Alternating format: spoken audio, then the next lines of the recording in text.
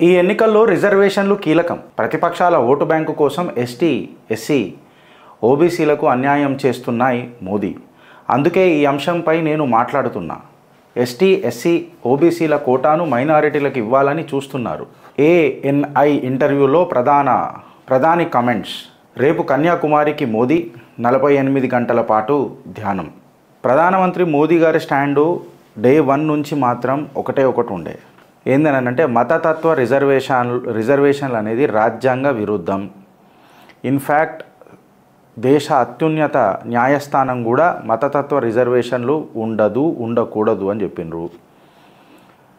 మీరు ఎట్లనైనా దేశ రాజ్యాంగాన్ని నమ్మరు. ఆ కాడికి వస్తే దేశ అత్యున్నత న్యాయ వ్యవస్థను కూడా పెద్దగా పట్టించుకోరు. కాబట్టి ఫ్యాక్ట్ ఏందనంటే మీ పూల్వాలా చాచా నెహ్రూ గారు కూడా మతతత్వ రిజర్వేషన్లు వద్దని చెప్పి ఎన్నోసార్లు మాట్లాడిండు. తన లాంగ్ లాస్టింగ్ స్పీచ్ ఏదైతే ఉండేనో రాజీవ్ గాంధీ గారు 2.5 గంటల స్పీచ్ పార్లమెంట్ సాక్షిగా ఈ మతతత్వ రిజర్వేషన్ల మీద ఆయన మాట్లాడిండు, వద్దని చెప్పిండు.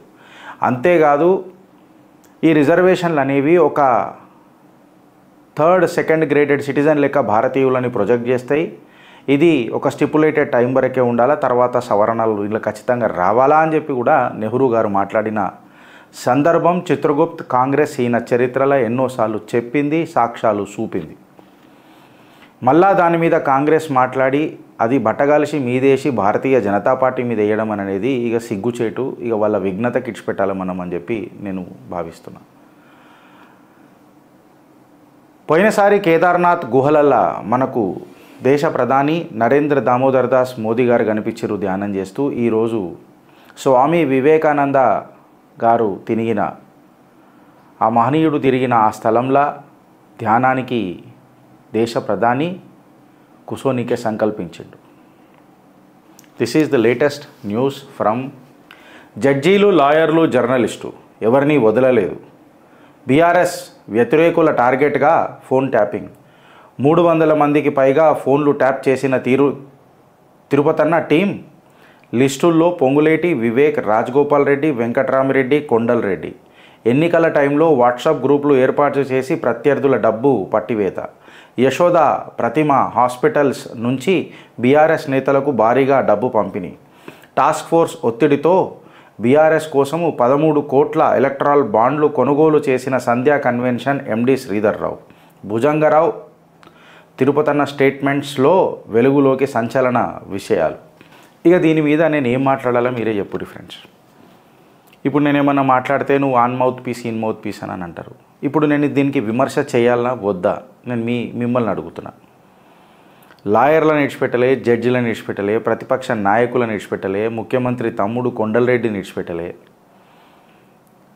దాని తర్వాత V6 అధినేత మన వివేక్ వెంకటస్వామి గారిని విడిచిపెట్టలే, ఇంకా రాజగోపాల్ రెడ్డి గారు కూడా ఉన్నారు. ఆయన రాజగోపాల్ రెడ్డి గారు కూడా ఉన్నారు, పొంగులేటి శ్రీనివాస్ రెడ్డి గారు కూడా ఉన్నారు. భారతీయ జనతా పార్టీలో అరవింద్ ధర్మపురి పేరు కూడా మనకి వినిపించింది, బండి సంజయ్ గారి పేరు కూడా వినిపించింది. అట్లనే ఇప్పుడు ఎవరి పేరు వెంకటరమణారెడ్డి అనుకుంటా కదా, వెంకటరమణారెడ్డి. మళ్ళీ వెంకటరమణారెడ్డి నాకు తెలిసి భారతీయ జనతా పార్టీ వెంకటరమణారెడ్డి అనుకుంటా. ఒక్క నిమిషం. భుజంగరావు టీం అని ప్రభుత్వ వాట్సాప్ గ్రూపులో ఏర్పాటు చేసి ప్రత్యర్థుల డబ్బు ట్రాక్. ప్రభుత్వానికి ప్రత్యేకంగా హైకోర్టులో దాఖలైన కేసులపై కూడా మాజీ డీఎస్పీ ప్రణీత్ రావు టీం ఫోకస్ పెట్టింది.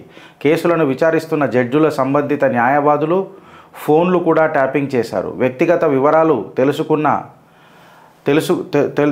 తెలుసుకొని వారి కదలికలపైన నిఘా పెట్టారు. పలువురిని బెదిరింపులకు గురి చేశారు. 2023 అసెంబ్లీ ఎన్నికల టైంలో కామారెడ్డి నియోజకవర్గంపై స్పెషల్ ఫోకస్ పెట్టారు.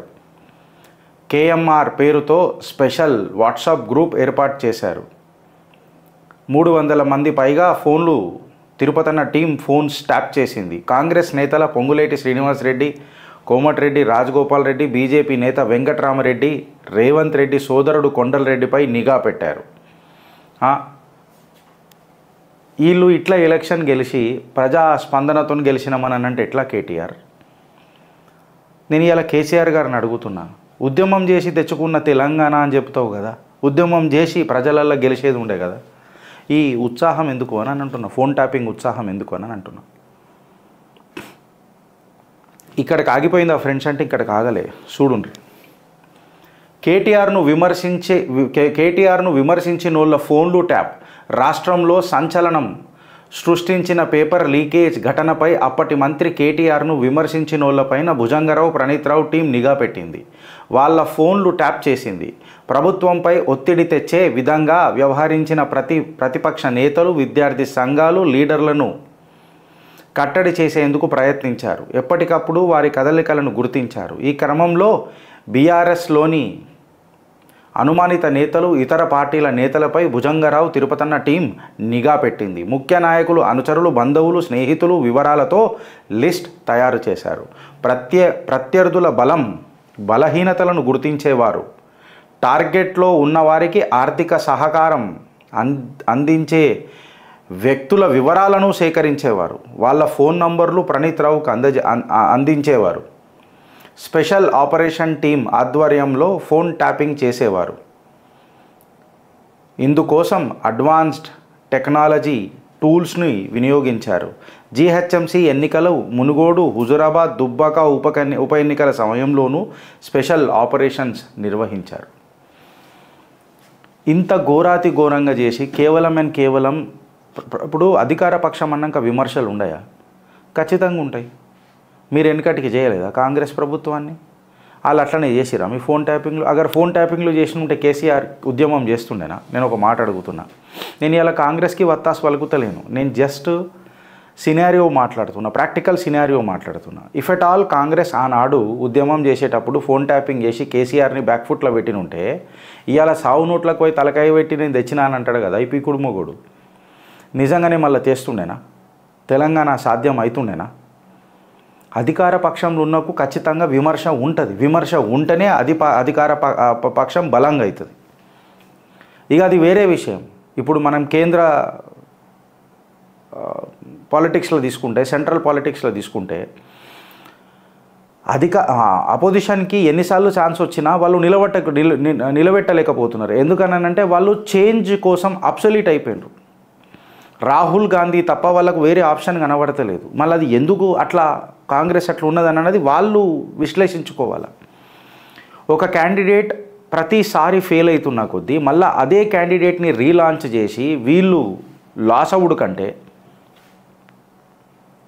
అసలు ఈ క్యాండిడేట్ని మారుస్తే ప్రతిపక్షం బలంగా అవుతుందా అన్న ఆలోచన ఫస్ట్ ఆఫ్ ఆల్ ఆ వ్యక్తికి ఉండాలి. రాహుల్ గాంధీకి బీహార్లో నిలబడ్డప్పుడు స్టేజ్ కూలిపోయినాక కూడా చేతులు ఊపుతున్నాడు. ఆయన ఇన్నిసార్లు ఫెయిల్ అయినా ఆయనని రీలాంచ్ చేసుకుంటూ పోవడం అనేది కాంగ్రెస్ పార్టీ చేస్తున్న పెద్ద తప్ప కాదా?